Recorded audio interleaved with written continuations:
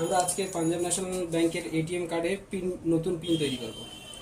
Pin তৈরি করার জন্য প্রথমে আমরা এই এটিএম কার্ডটাকে এইরকমভাবে নেবো। এই যে কালো বর্ডারটা দেখতে পাচ্ছ, এটা হচ্ছে এখানে একটা গোপন কোড আছে, সেটাকে এখানে স্ক্যান করাতে হবে। এইরকম সোজাভাবে কার্ডটাকে ঢোকাতে হবে এটিএম মেশিনে। ঢোকানোর পর ওয়েট করবো কিছুক্ষণ।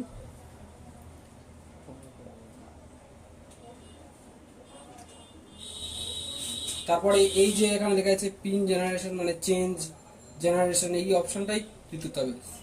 তারপরে এখানে ওটিপি জেনারেশন বলে লেখা আছে, এই প্রথম বাটনটা এটা টিপ। কিছু ওয়েট করবো, প্রসেস হচ্ছে।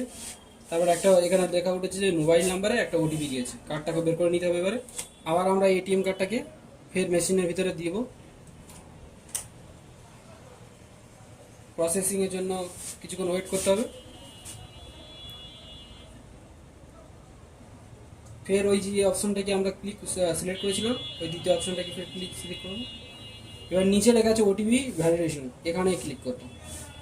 তারপরে যে মোবাইল নাম্বারে যে ওটিপি দিয়েছে সেটা টিপবো। 56 15 15 15 20 এটা ক্লিক করলাম আর ইয়েস মেরে দেবো।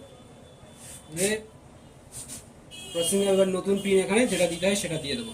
এটাকে আমরা হাইড করবো।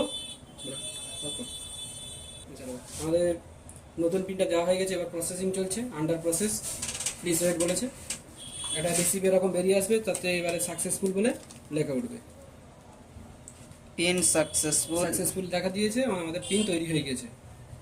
এটাকে এবার কার্ডটাকে আমরা এখান থেকে বের করে নেবো মেশিন থেকে।